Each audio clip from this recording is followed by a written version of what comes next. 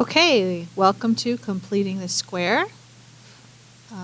What is completing the square? Well, it's a method of solving a quadratic that you can use. I really only recommend it if you're doing something in the form of x squared plus or minus bx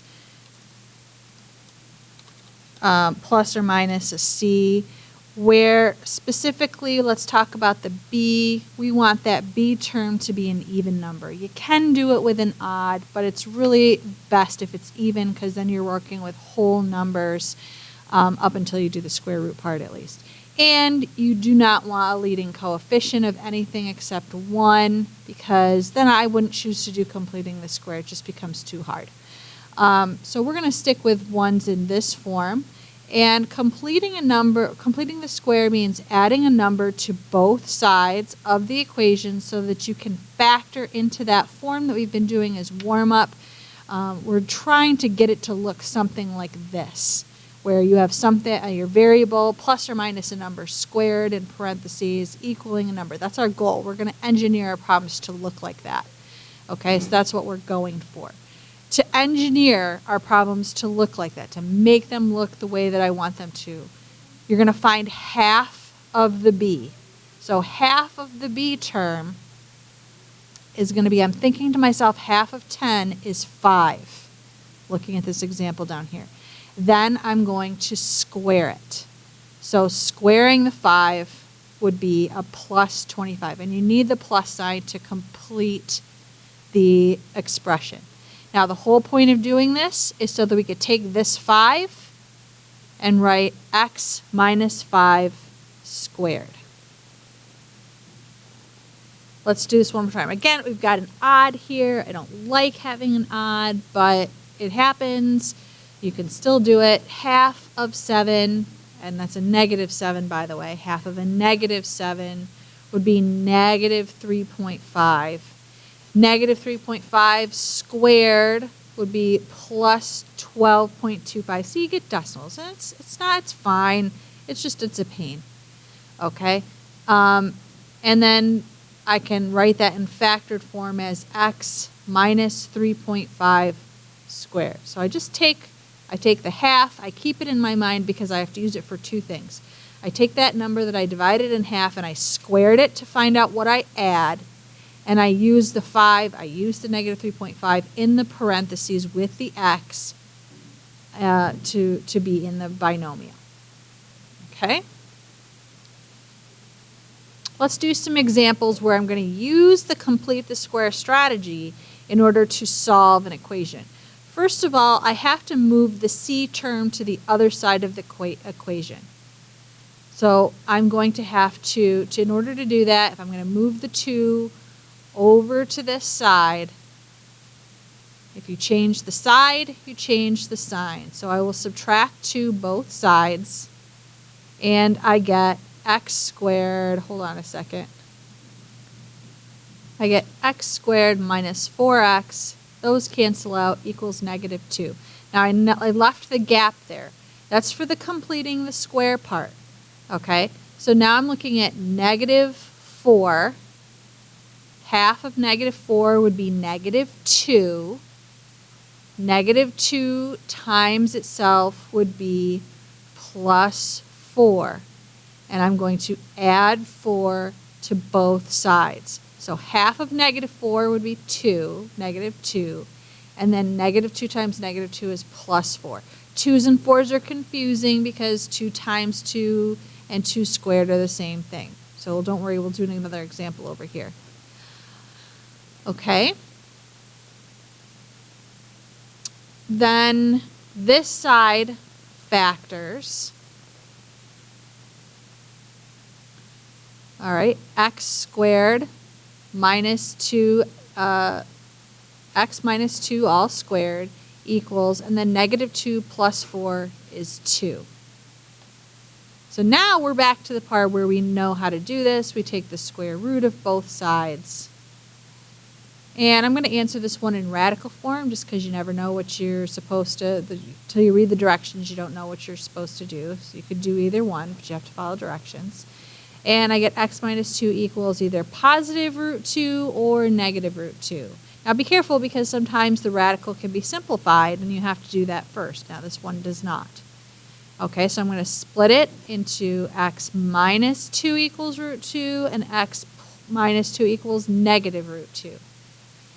Then add 2 to both sides. Remember, I cannot really add those together. One's a radical and one is not. So I can't really add them together.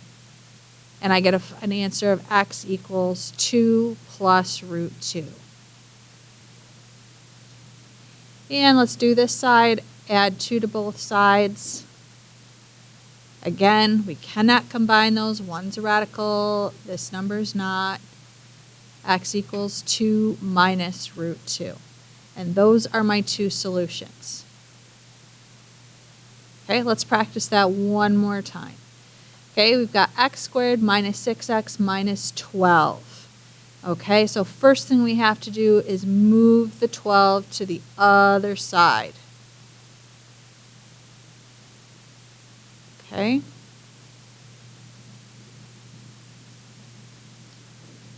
So we would get x squared coming down, minus 6x, and 12. Then we're doing the complete the square part, where we're looking at our minus 6. Half of minus 6 would be minus 3. Keep that minus 3 in your head. Minus 3 squared would be a plus 9. So the plus 9 is what we add to both sides.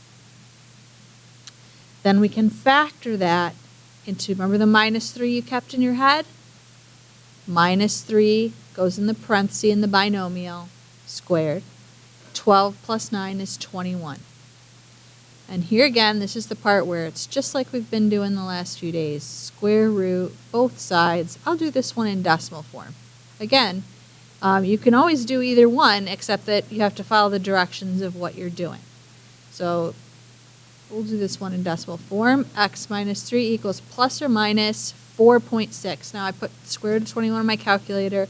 I got a big long decimal and I just rounded it. Plus or minus, remember you have to put that for square roots now, and it tells you that I have to separate this out into two equations.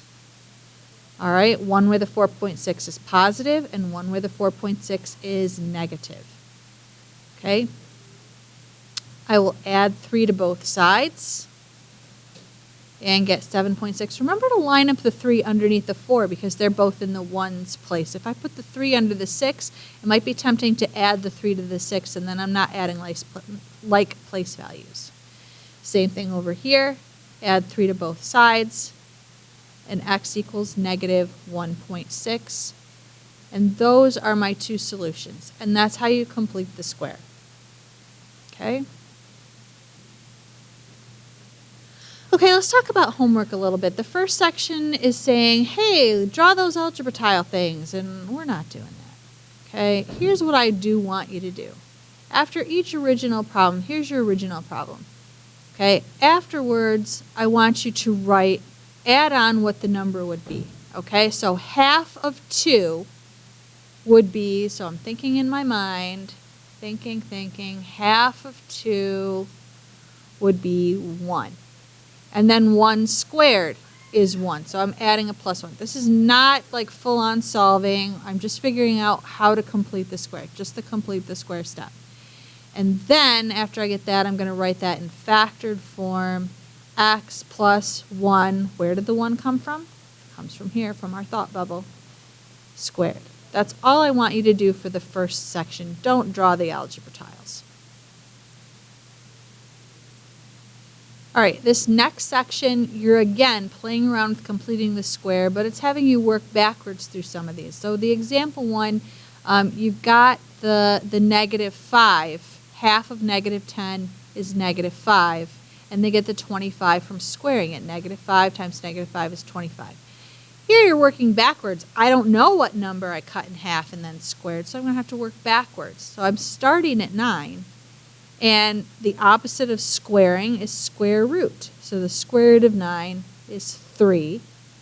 And then from here, like if I was doing this forwards, I would be doing half. The opposite of doing something in half or cutting something in half is doubling it. So my answer would be 6 here. Okay? So here again, cutting in half, 14 in half would be, where is it? 7. And then squared would be 49. 81 in half, or we're working backwards now, so 81, what number squared would have made 81? Well, the square root would be 9. And then if I double the 9, I get 18. So that's that section. Thanks for watching, and I will see you next class. Please subscribe.